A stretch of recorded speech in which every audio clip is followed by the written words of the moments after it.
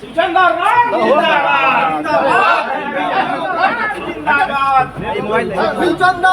जिंदाबाद जिंदाबाद जिंदाबाद चंदाराम जिंदाबाद जिंदाबाद जिंदाबाद लालू रावड़ी जिंदाबाद चंदाराम जिंदाबाद चंदाराम जिंदाबाद निकाल देना तो देखो कैसे करेंगे कौन नहीं डाला कैसे देखिएगा भाई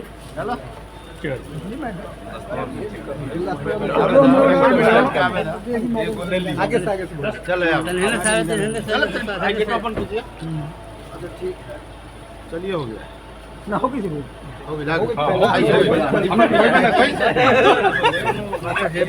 जिला परिषद सोनू राजा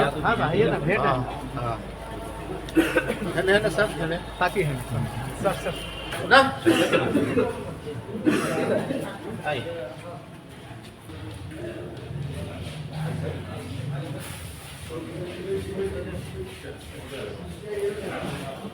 जल्दी जल्दी हाँ सर हाँ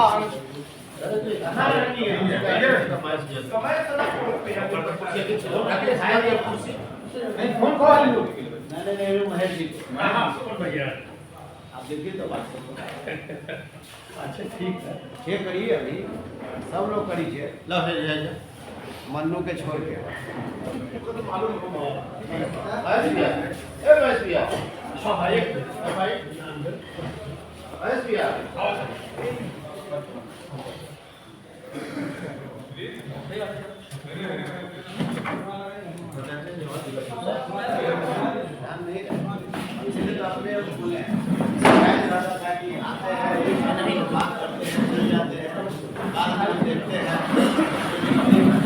एक साथी को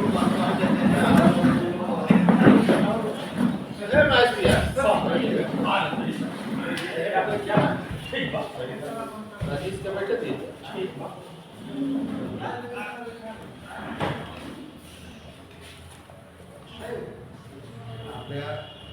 जिला अध्यक्ष प्रधान महासचिव कहाँ है?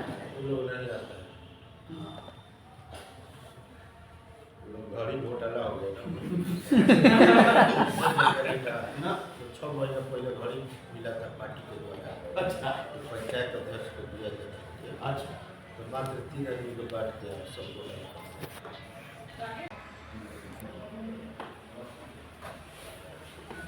सर अभी लोकसभा का मामला बहुत काफ़ी गरमाया हुआ है। अमित शाह जो जी गृह मंत्री अंबेडकर साहब पर इतने बड़े अपमानजनक बातें बोल दी, इस पर आपकी क्या राय होगी? देखिए, अमित शाह जी ने जिस तरीक़ा से पार्लियामेंट में बाबा साहब भीमराव अम्बेडकर जी के बारे में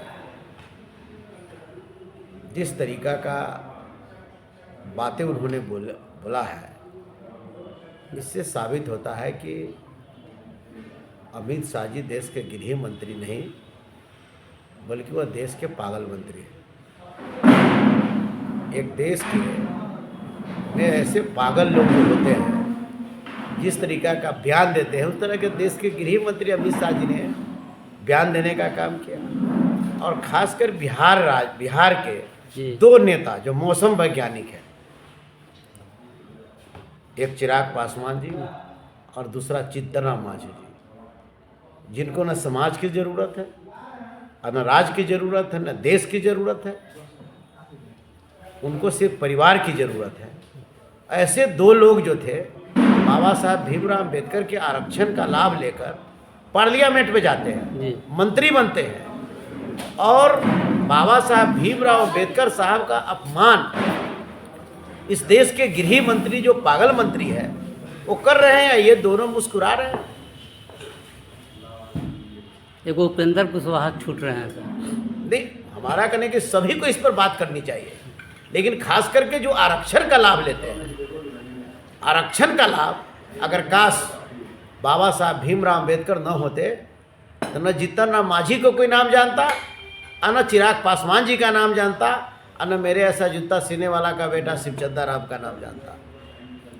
ये आरक्षण का और बाबा साहब हमारे भगवान हैं, भगवान है, भगवान है।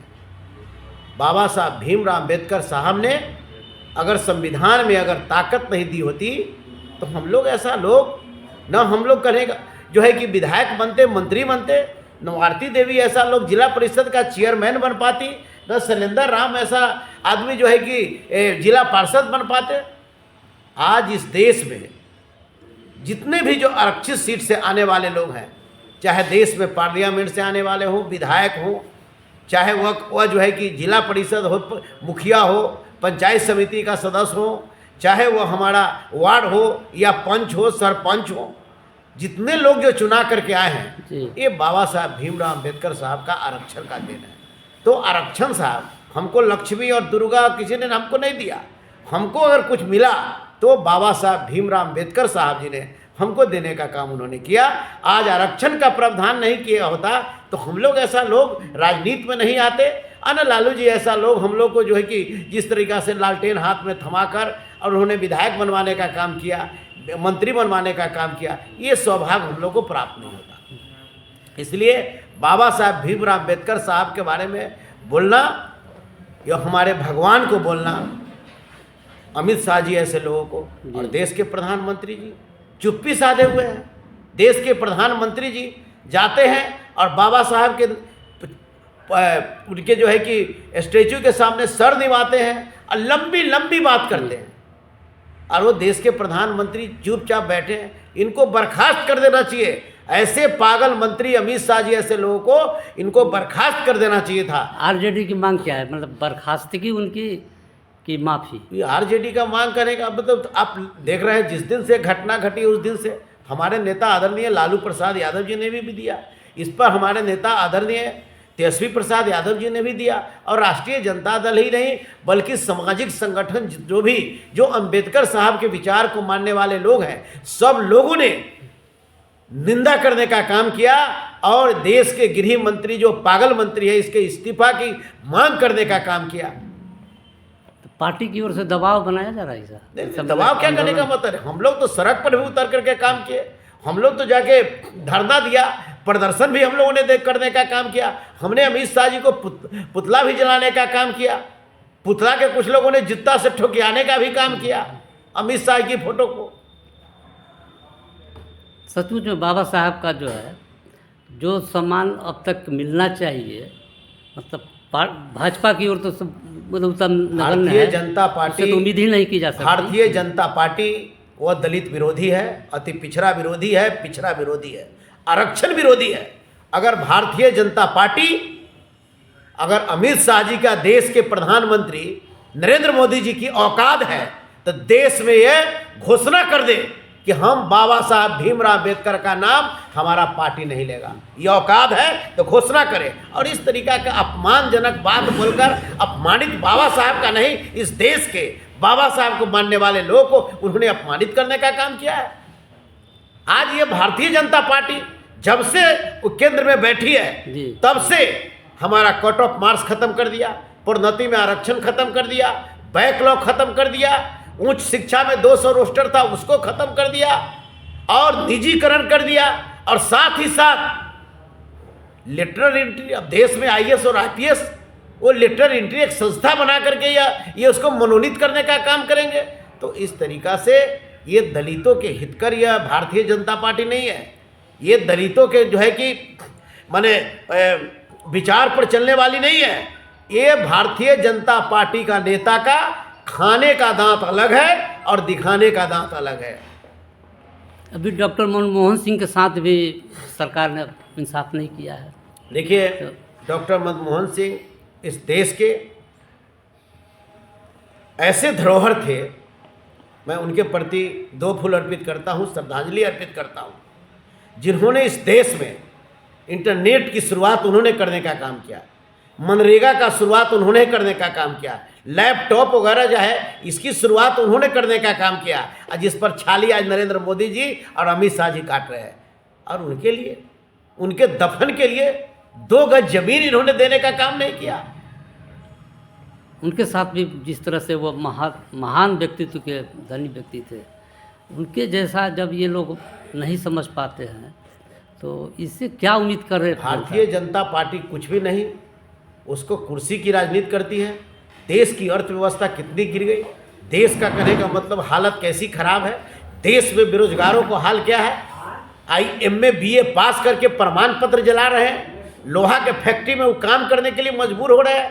देश में बेरोजगारों को रोजगार नहीं मिल रहा है, किसानों का जो बीज और खाद नहीं मिल रहा है, गरीबों को जो है रोटी नहीं मिल रहा है, गरीब के बच्चे दवा के लिए मर रहे हैं, उसको जो है कि लाभ नहीं मिल रहा है। महंगाई चरम पर चला गया, 100 रुपये डीजल कब हो गया, हमारा पेट्रोल 110 रुपये हो गया, गैस सिलेंडर 1400 रुपया हो गया। और ये सरकार किसी को गरीब के लिए बात नहीं करती, गरीबों को हित की बात नहीं करती, अपनी कुर्सी की बात करती और उसी कुर्सी को लेकर के काम कर रही है। आने वाला विधानसभा का चुनाव जो बिहार विधानसभा का होने वाला है, क्या ये सब मुद्दे उसमें शामिल होंगे?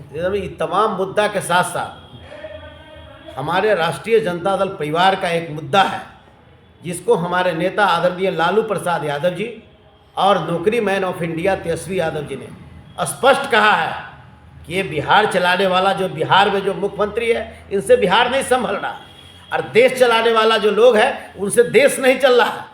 हमारी सरकार आएगी, तेजस्वी जी ने कहा है कि हमारी सरकार 2025 में आएगी तो हर माता बहन को 2500 रुपया उसके खाता में माई बहन मान योजना हम लागू करने का काम करेंगे। अब प्रत्येक महीना माई बहन जो गरीब है, कमज़ोर है, दबे है, कुचले है, उस बहनों माताओं को 2500 रुपया प्रत्येक महीना हम खाता में देने का काम करेंगे। 200 यूनिट बिजली, जिस बिजली को आज की जो लोग हैं, जो सरकार में बैठे लोग हैं, ये वो बॉल जलाता है, अब बिल उसको 5000 आ जाता है। ये वो जो मीटर चला है, जो चीटर मीटर है, इस चीटर मीटर से लोगों को काफ़ी परेशानी हो रही है। इसलिए जो है कि ईटर मीटर का फेरा नहीं, मजदूर, दलित, गरीब, कमज़ोर वर्ग के लोगों के लिए हमारे नेता तेजस्वी यादव जी ने कहा कि हमारी सरकार आएगी तो हम 200 यूनिट बिजली हम फ्री में देने का काम करेंगे। यही नहीं, जो है कि जो बूढ़ा बूढ़ी पेंशन है, आज से सुन नहीं रहे, लगभग 15 साल से सुन रहे हैं, अब बढ़ेगा, अब बढ़ेगा, अब बढ़ेगा। महंगाई बढ़ गई, 64 रुपये डीजल था, 100 रुपये हो गया। जो हमारा 70 रुपये जो पेट्रोल था, 110 रुपये हो गया। 400 रुपया में जो सिलेंडर था, वो जो है हमारा 1400 हो गया। लेकिन हमारा बूढ़ा बूढ़ी पेंशन, जिसका कोई सहारा नहीं, गरीब है, उसके लिए इनको जो है, जो कि पेंशन का जो है कि जो 400-500 रुपया मात्र ये 15 साल से रह गया, इसके लिए हमारे नेता तेजस्वी यादव जी ने कहा कि हमारी सरकार 25 में आती है तो बूढ़ा जो है, गरीब दलित जिसको है, उसका वृद्धा पेंशन 1500 रुपया करने का काम करेंगे।